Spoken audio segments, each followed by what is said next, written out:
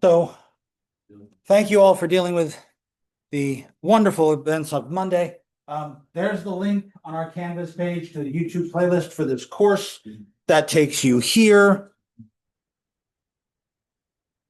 where you can see each recording we've done so far in order, most recent at the top, all the way through. And all the way at the bottom of the page are my typed handwritten notes, scanned in, turned into a PDF. If you've got questions, please make sure you take a look at all of this.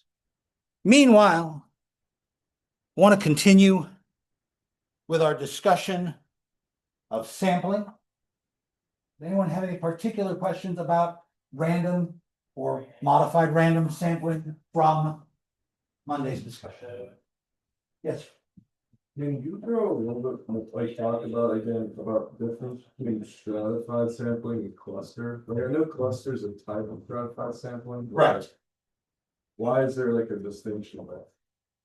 Because it's so common to use geographic region that we think of those cluster sampling as almost its own piece, even though a cluster is simply a geographic strata. It really is stratified sampling. It's just however many layers, multiple strata you want to go. Clusters are just geographic strata. The only reason to do cluster sampling is because it's easier than going all over the place. Let's just go to a couple particular locations and do our sampling within those. Or if I think geographic regions are fairly uniform in their behavior. One of the things we tend to think about, I'll use political sampling because it happens all the time. We think about flyover country. What's flyover country? Like farmers. The middle of, Iowa.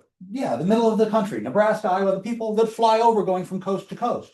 So quite frequently you think of the areas along the East Coast and the areas along the West Coast as their own regions, and then the vast middle of the country as another type of region. So if we wanted to do a stratified sampling for political purposes, we might ask, do we have enough flyover country versus coastal behavior to readily reflect the population distribution in the United States?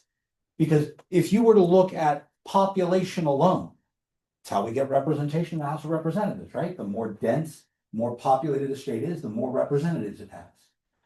We do that for the purpose of trying to balance, hey, you're in the middle of Missoula, Montana. Missoula, Montana is very, very population-wise small. It's a very big area, but it's certainly not New York City.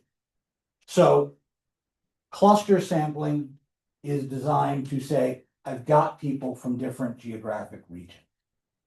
We use area codes if we want to do telephone samples, which worked really well until people stopped getting home phones and everybody has their cell phone. Your cell phone tells me where you were when you were, what, 14 when you got your phone, right? Doesn't tell me where you live now. How many of you actually have a 724 area code on your cell phone? If you're not from right around here, maybe your cell phone has a number that starts, I don't know, 305. Anybody from South Miami? Other than, I got my cell phone up here, it's got a 412 on it. Oh, I don't live in Greensburg. So when we had house phones, you could use area code to try and cluster your samples that way. Phone calls, though, have been a problem for some type of sample. Okay. Harry Truman won the presidency, but as a Democrat, he is best known for standing at his acceptance speech, holding a copy of the front page of the paper that said, Dewey defeats Truman. Do you know why the paper printed that? Because they did all their surveys by phone. And in the 1940s, who had phones? Rich people. And they were much more leaning to the Republican Party at the time than they were to the Democratic Party. And so all of these polls that they did via phone showed everybody going to the Republican candidate, not the Democratic candidate. So we have to be careful of our strata and our choice of balancing what we know about the strata versus what we know about politics. That make more sense? Yeah. Wonderful. Other questions? Okay. Non-random sample. There are lots of different non-random samples, just like there were random samples.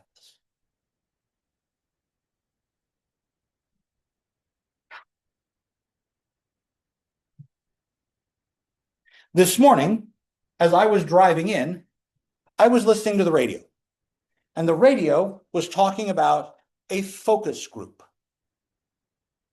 A focus group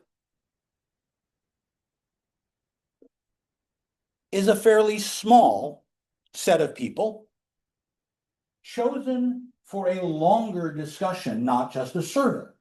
So we select a panel of people, but underline that we select a panel of people. So a focus group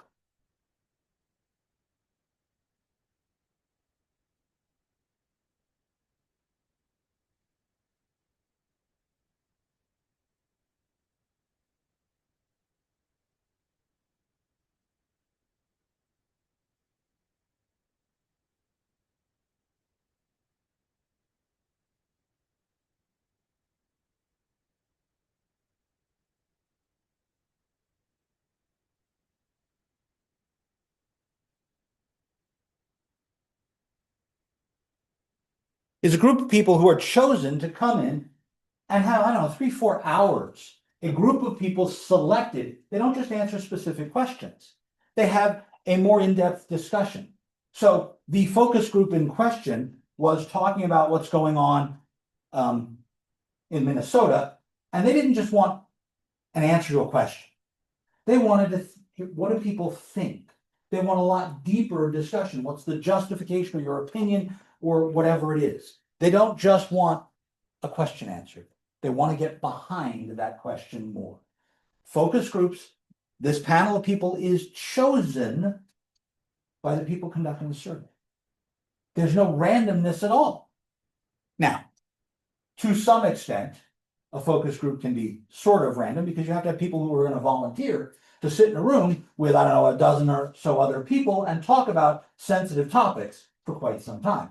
So a lot of focus groups are volunteers, but that open-ended discussion is a big criteria of a focus group.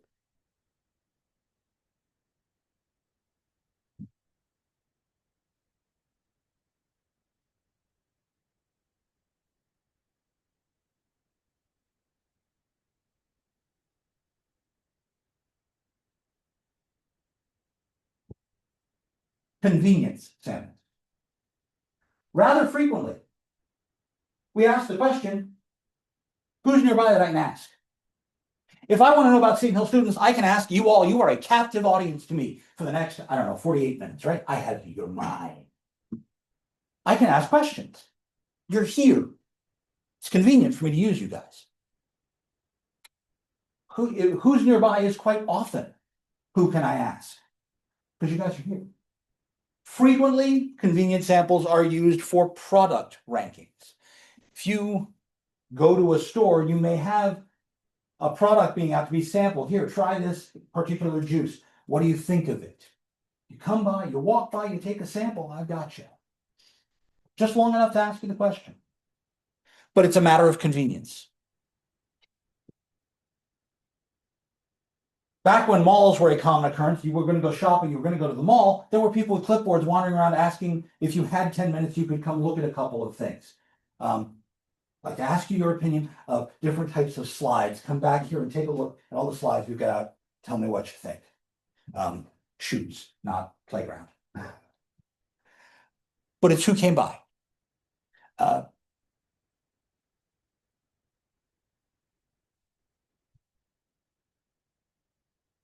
If we have a person whose opinion we trust to be the expert in a topic, I can ask that expert to select typical representatives of the population.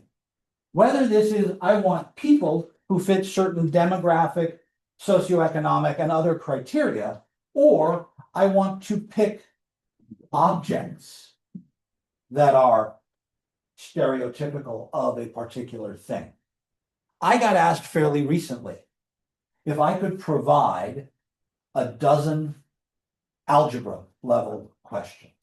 What do I think somebody who walks out of an algebra class should be able to solve? What do I think should be at the beginning of the class, the middle of the class, the end class? Can I come up with a dozen for each class? And I said, sure, these are the typical things that get covered in an algebra class. That's my judgment of what an algebra class should be, as I am, quote unquote, an expert in teaching algebra. Sure, I am. But if you have an expert in this behavior, you're assuming their bias. That's not to say their bias isn't useful, but you are assuming their biases. So all of these three methods are common non-random sampling methods, and they get used frequently. Even places here like Seton Hill. I want to do a survey. I'm going to put cards out on the dining hall table to ask about the dining hall. You're going to pick one up or not. That's a convenience sample. It's only the people who are there who choose to participate. Question.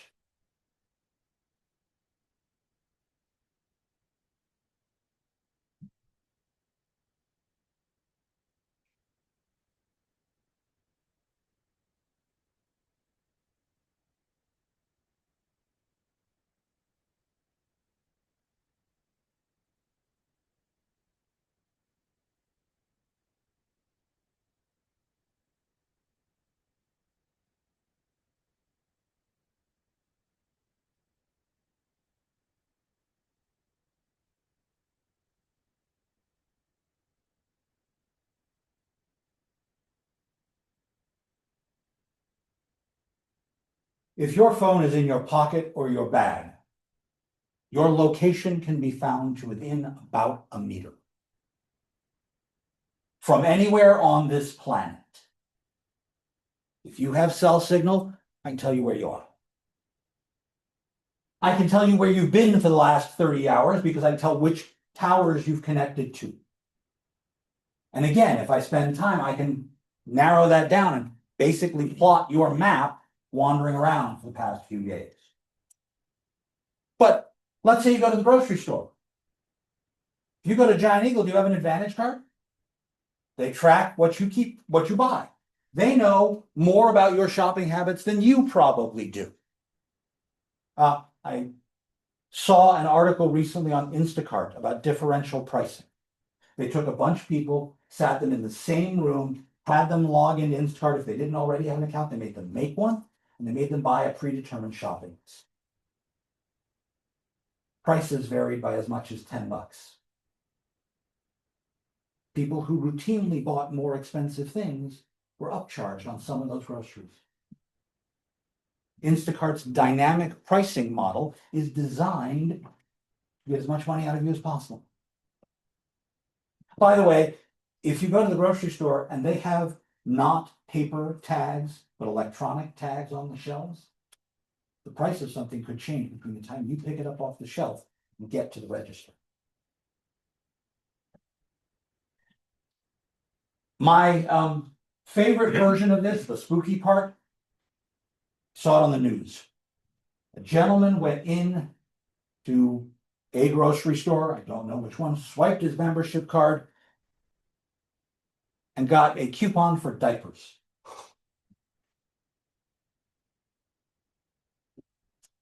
It was my age. His children were in their 20s. You know why he got a coupon for diapers? Kid had a baby. His kid had a pregnancy test purchased at the same grocery store. Baby hadn't even been born, wasn't even necessarily conceived yet.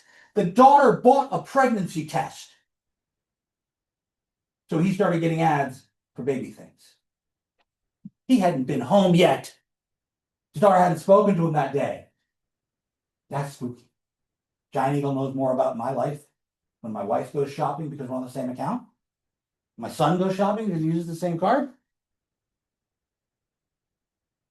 If you ever loan someone your device, your phone, your iPad, a tablet, whatever, and they go looking for something on the internet, you'll see ads for the next 6 months. I visited my folks down in Florida over Christmas. Since I have been back, I have been getting ads in Spanish. Cuando vivo en Miami, tenemos que hablar con todos. But I haven't been in Miami in 30 years for more than a couple weeks. I keep getting ads in Spanish because you have to be able to talk to everybody in Florida. Click rates. How long did you watch that video? I can see on my YouTube channel how long you were engaged with the video I posted. 5 minutes. When did you stop it? When did you go away? Did you come back? Did you actually finish the video or not? I can't tell who's who because it anonymizes it, but I can give you click-through rate. How long were people there? Search frequency. All of these things are tracked immediately. And so data collection is absolutely trivial in today's electronic era. And you gave consent. Unless you really carefully read your end user license agreement, which is that big click here to accept our terms that shows up the first time you visit a website or use a program or update your OS or buy a new phone or any of that crap. You volunteered to give me your data. Unless you read that carefully, you don't know what I'm going to do with it. Unless there are laws about it.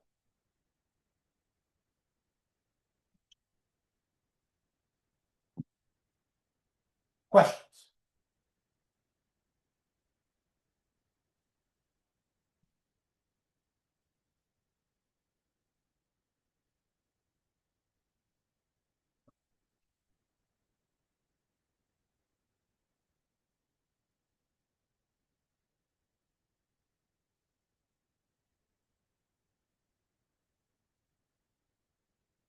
When we start thinking about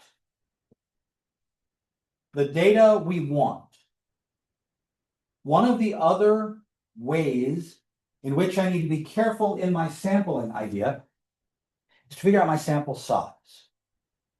Sometimes this depends on what I know about the type of measurement I'm going to get.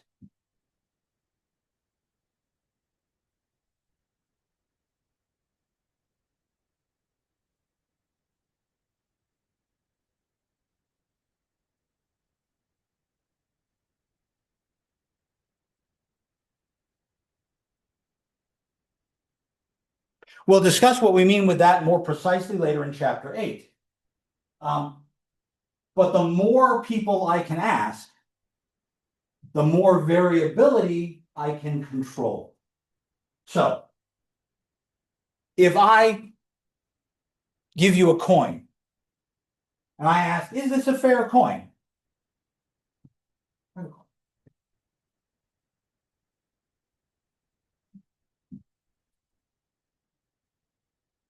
If you flip it, how many times will it come up heads? Well, heads. 100% of the time it comes up heads. I just flipped it once. Is that a good sample? You have to do more to get a pattern. I have to do more. I have to figure out a pattern. The more I have a sample, the less variability I will have. So sample size becomes important, but as we said earlier, there are limitations on our sample collection, right? How much money do I have to spend? How long do I have to spend flipping coins, right? Is it worth standing there and flipping a coin for 3 hours to figure out if this is a fair coin or not? I have better things to do for 3 hours. Stand there and flip the coin.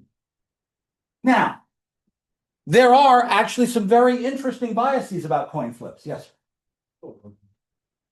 Depend. Can depend on the variability of the type of data we're going to get. If you get a brand new penny and you flip it, that's a fair coin. If you get that same brand new penny and instead of flipping it, you stand it on edge and spin it, it's bias. It's more likely to land head down than head up when you spin it on its edge. Why would that be true?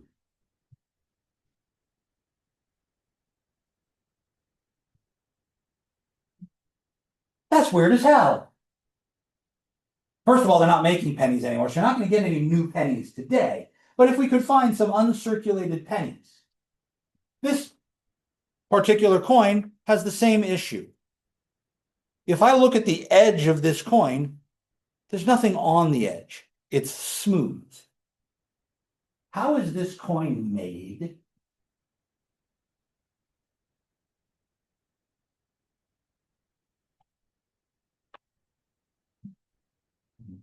A press, right?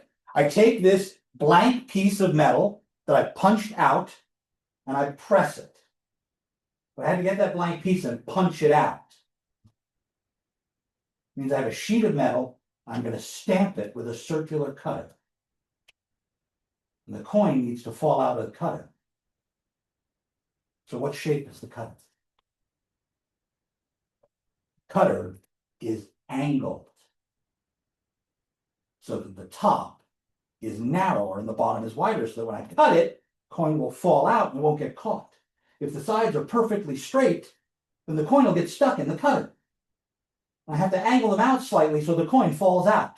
It's barely different. I mean, it is so minuscule that after a couple of months of being in people's pockets, the coins get worn down. When it's brand new, it's tilted, with the bottom of the coin being the wider side. So if I stand it on edge, it's going to tip so that the top of the coin lands down. Holy crap! Who would have thought spinning a coin on edge is loaded by comparison to just flipping it in the air? Now, by the way, that was actually an experiment done by a gentleman. I went to a conference and I saw the paper. He spun 1,000 new coins, 100 times each. And he flipped those same coins with a machine that would flip them over and over and over and over. 100,000 flips, 100,000 spins. Heads versus tails was biased. Sample size, right? But let's suppose I said, I'm going to do a survey of students on campus. I need 100 people to respond. There are 1,500 students on campus, 100 people. That's a reasonably large percentage. I can get that. Can I?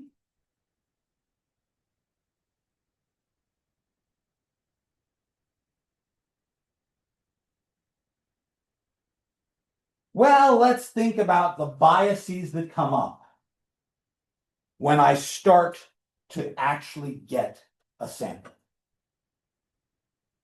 I'm going to do a survey of students. How am I going to get y'all? How am I going to get, even assuming I have a random sample of students, how am I going to actually ask you the questions? If your phone rings and you don't recognize the number, do you answer it? If your phone rings, do you answer it, period? When's the last time any of you took a phone call? Seriously, this is a texting machine as far as most people are concerned. Who answers the phone? If I send you an email from survey@Seton Hill, what do?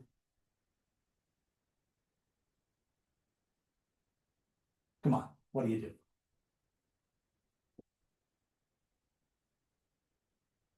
Delete. You don't even open the damn thing. That goes in the spam folder. I don't even see it some days, right? So I have a bias called non-response bias.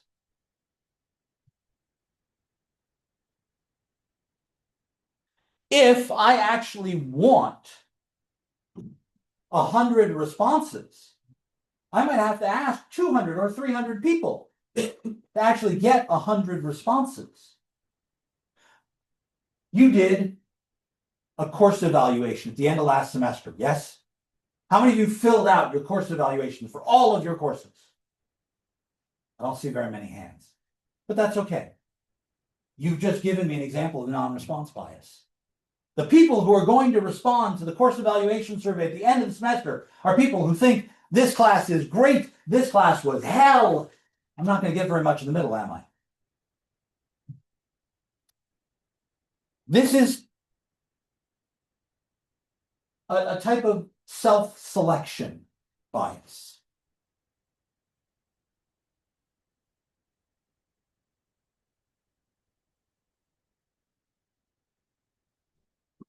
Where people who want to give a response will engage with the process more than people like, don't ask me this crap, I don't want to be part of this.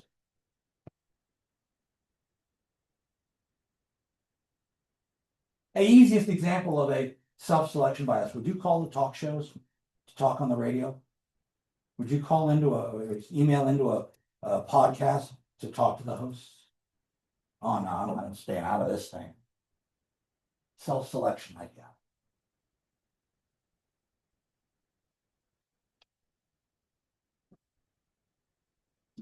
Even if I get someone on the end of the phone, someone on the end of the survey, somebody who's legitimately going to give me answers to the questions, I am face to face with you. Hi, I have a question for you. I want to ask you about your opinion on topic X. And topic X is controversial. You might lie your ass off in front of me, huh?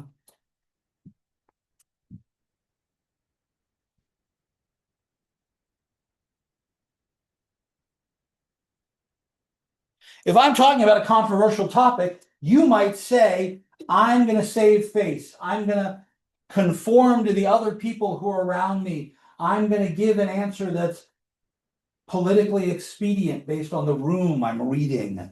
I'm not going to give you my honest opinion because I think I'm a little weird in this idea and I have a very weird opinion. I don't want to talk about this to you. But I'll answer your question. I'll avoid embarrassment. I'll keep my own privacy. One of the surveys that gets done on campus is about illegal drug use. If I ask you, do you use illegal drugs? Don't tell me! But if I were in a position where I could ask that question, how many people would honestly respond?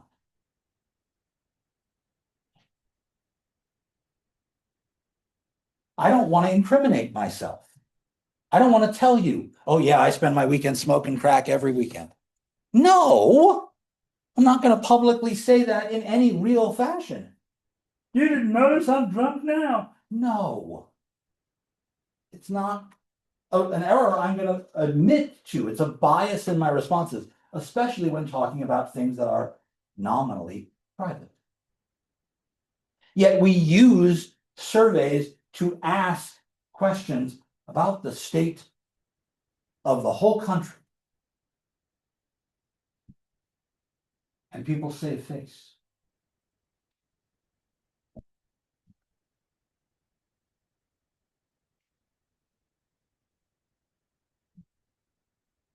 I want to make sure that I have representative samples. I need to get all the parts. That was what our stratification was about, to make sure I get all the strata in my population. If my population is fairly uniform, I'm not worried about that part.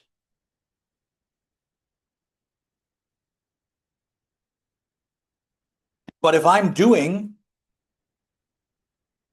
a sample, I want to make sure I cover everything. That was the Truman issue. They only covered people who had phones.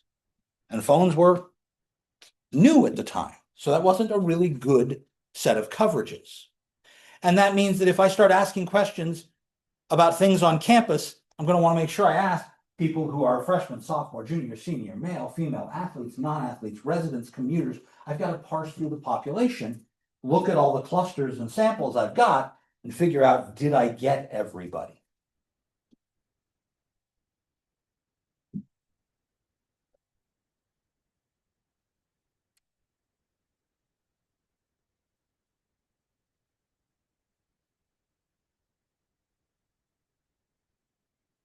Every Sunday, my phone pokes me and said, you spent this many hours on average each day last week on this device. What it doesn't tell me is what I did on my phone. So if I wanted to know what did I spend time doing on my phone, the question, how long was I on my phone, isn't helpful. I mean, when I think of a measurement error, I'm not thinking of measuring a foot and getting 13 inches or 11 inches. I'm thinking about the type of measurement. Did I actually measure the thing I want to know about? Or is the error in that my question doesn't accurately reflect the answer I'm seeing?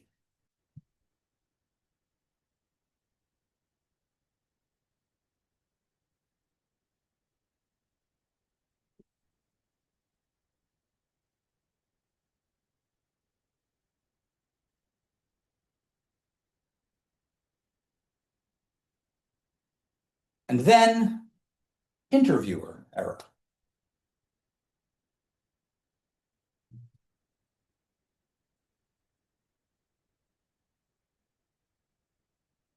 Yes, What's the word next to question? design. That looks like an L, not a D. There. So that's really about question design. Interviewer error. An interesting point. If I want to survey business owners about the way in which the Greensburg business oversight group, whose name has just left my head, Chamber of Commerce. If I want to know how the Greensburg Chamber of Commerce is doing interacting with businesses in this area, I can go in and start asking questions to business owners. Yes?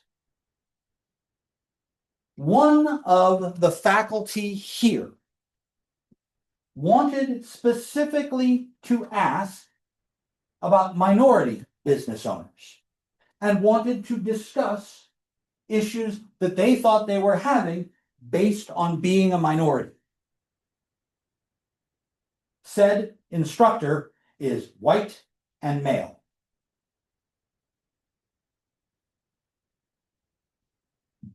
He shows up. I'd like to talk to you about your experience as a minority in the Greensburg area.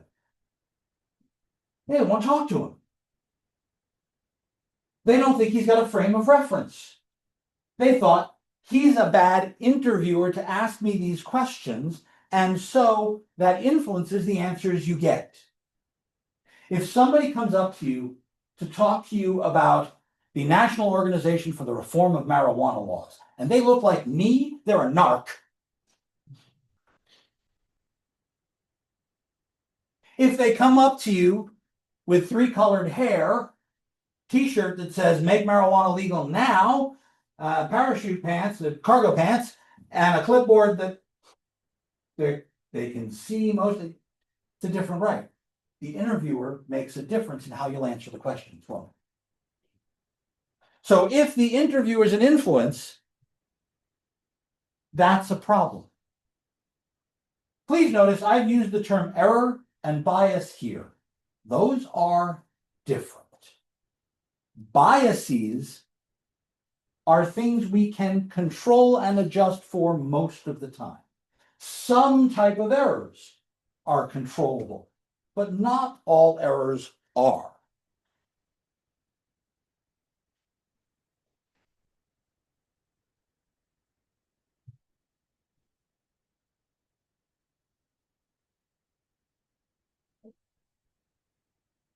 No matter what survey you are doing, no matter what item you are measuring, if you are doing sampling, there is a sampling error. It is uncontrollable. It is unavoidable.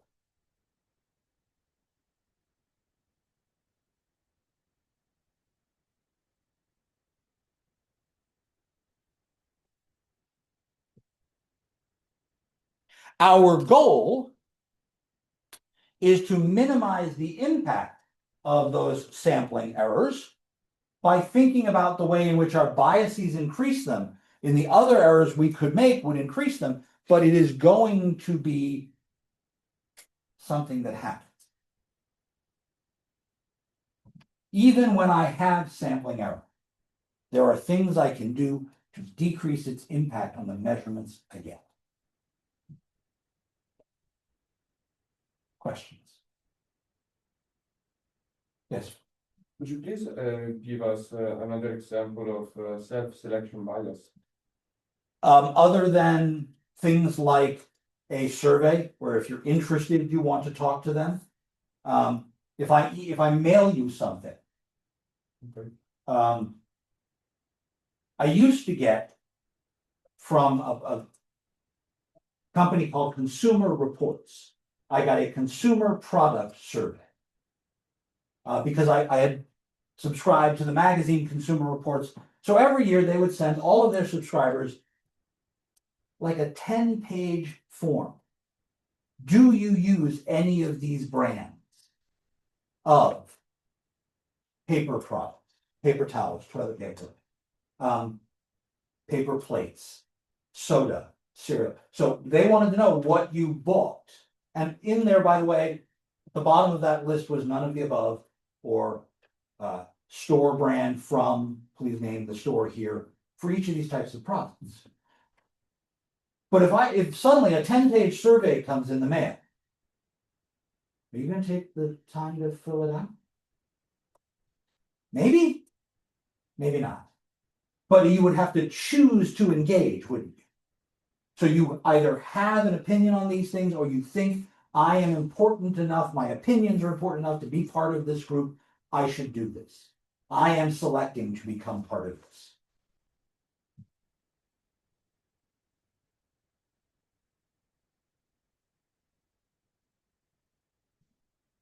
More questions?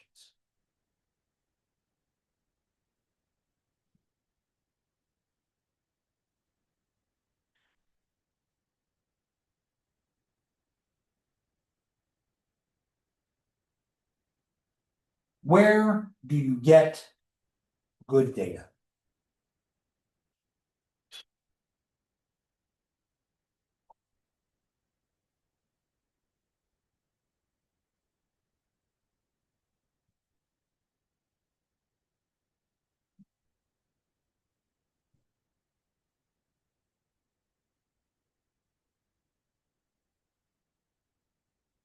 Up until recently,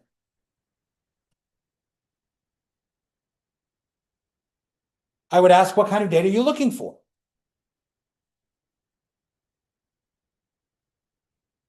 If I'm looking for US job-related data, I'd go to the Bureau of Labor and Statistics.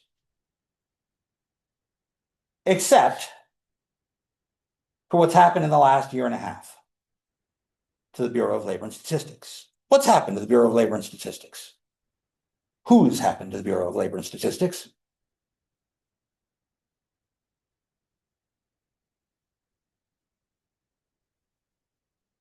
Elon Musk and Doge came through and fired a bunch of people. I have a problem now. I don't have as many people gathering the information. I don't have as many people processing the information. Can I use it as dependably as I did in the past? US economic data, the economic report of the president, and the economic reports that come out of hundreds of different divisions. Well, we had a problem back in October and November. What happened in October and November? And that meant that when the government shut down, they stopped gathering the data. So we have a 2-month period where we don't have numbers. Not just we don't know if the numbers are good or bad, they don't exist. How do I plug the hole that was left? Some departments did continue to gather data, some didn't. The stock market was still going. We can go track the stock market. So some things like periodicals, the Fortune magazine, Forbes, newspapers, I can get a lot of these things. The stock index is public. I can get at that data anywhere I want. There are hundreds of databases, the World Wide Web. And as much as I see Wikipedia on here and it makes me twitch, Wikipedia is a great place to start. But don't read the Wikipedia article.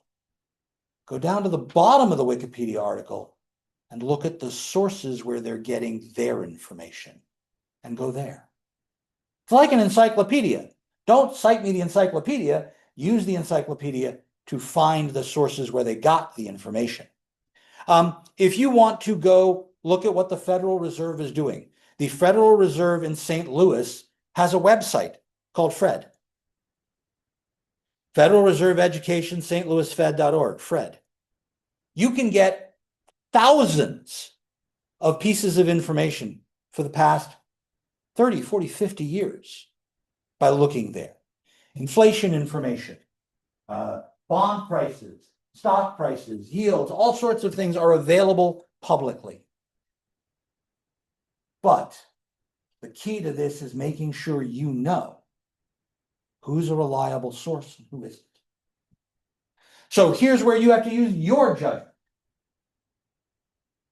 Should I go to a CNN poll, a Fox News poll, a summary of 100 different polls put together? Where should I go to get the information I need to find what I want? I need to know who I should trust to give me the information.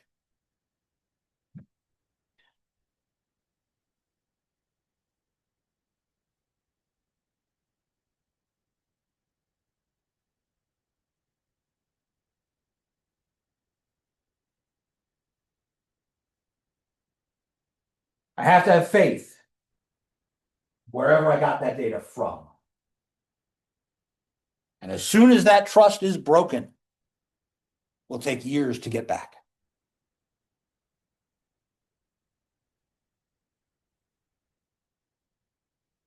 Okay. What if the information I need isn't available unless I get it? Well, then I'm going to have to design a survey. If I'm going to design a survey, I've got to make sure I get good information.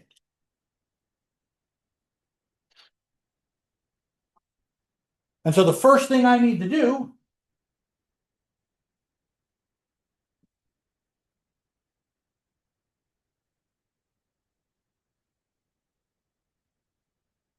is know where I'm going. For the next 3 years, Seton Hill will be involved in the process of getting reaccredited as a university. We are accredited by the Middle States Commission for Higher Education. And they're going to ask us, does Seton Hill do the job they say they do? We have to prove that, which means we have to gather the information to say we should continue to be an accredited university of higher learning. So that's the goal. Here's the pile. You should accredit us. If I want to know that I have made an improvement to a program, a service, a product, an app on your phone, my goal is to determine, do people like this version more than the version that was before? Once I know what I'm going to do,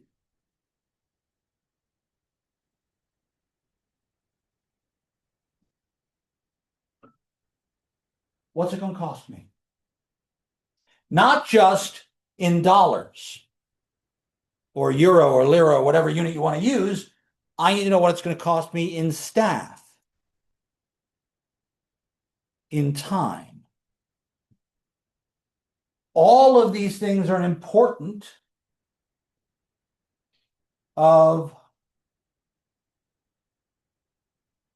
important quantity to budgeting. It's not just it cost me $1,000, or it's going to cost somebody several days to do the analysis once we get the data back. It's going to cause me to have follow-up calls with all of these people. I need to pay somebody to do that calling. I need to get a volunteer. Can I? What's it going to cost? Then I need to design whatever I'm going to use.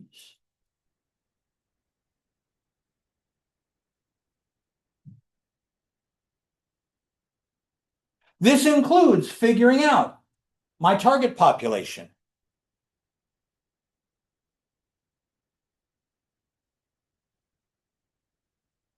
The frame of my sample. Now, frame here could include all of those strata that we were talking about earlier.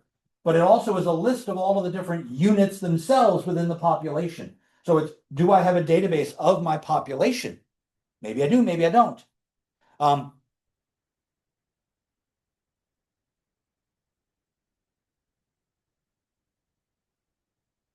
And then, do I have an appropriate sample size? If I'm asking a question about people who use Samsung phones,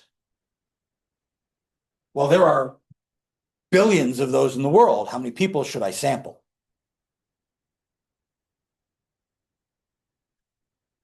How am I going to ask the question? How am I going to get the information? What is the type of survey?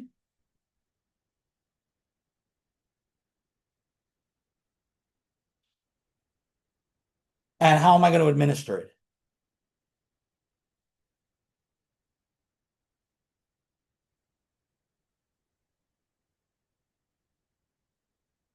So, am I going to mail people envelopes and hope they mail me stuff back? If I do that, am I going to get a postage paid envelope so that they don't have to put a stamp on it? Because that's actually ruined surveys and people had to pay an extra, 30, 70, whatever cents to stick a stamp on there. It would just throw the thing out. Am I going to include this as an email? Am I going to do it as a push to the phone? Am I going to pull this automatically behind because you already gave consent in the end user license agreement? But I'm doing a survey deliberately, so then I have to actually start figuring out what are the questions.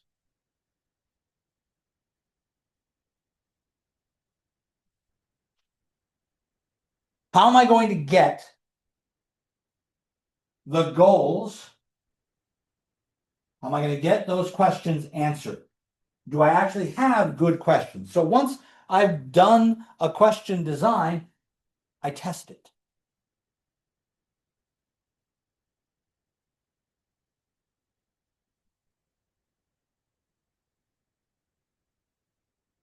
Sometimes that means bringing in a small group of people and giving them the survey ahead of everybody else. So I can see what sort of reactions I get. Do I get good questions? Maybe I'm asking a question incorrectly. Maybe I've asked a question and it pushes people to a certain response. Maybe I ask the question in such a way that people feel compelled to give an answer one way or the other. Maybe I've got one of those scales and it's not really giving me good ordinal data. I really should actually put more qualifiers in there. Maybe I need even numbers instead of odds so I can push people to one end or the other. Once I've got that and I've revised it, then I can actually administer the survey.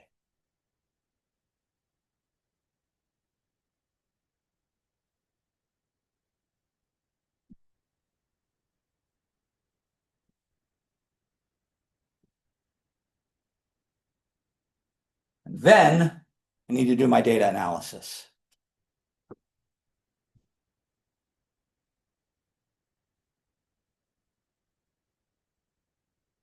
Now, a lot of what we were doing was in DT100 was looking at the analysis. We had the data. Now, how could we deal with it? Mail surveys, email surveys, web surveys. Remember what happens when you put a survey out on the open web? Bodie McBoatface. They wanted to give a name to a tugboat. They surveyed, put out a web survey to everyone in Britain, and Bodie McBoatface won. What is the cost per valid response, per completed survey? If people get halfway through and then give up, that's not a valid response anymore. What can I do with that? The American Statistical Association, the Pew Research Center, the Rand Corporation, they have huge resources available to me on how to design the questions. Should I give open-ended questions, fill in the blank questions, checkbox questions, ranked choices, Likert scales, all of these other things? And make sure I cover all the options. So when we think about gathering data, all of this should be in our mind. Because the biggest problem in statistics is a really, really simple abbreviation.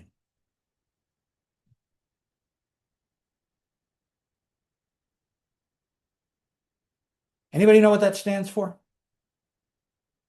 GIGO.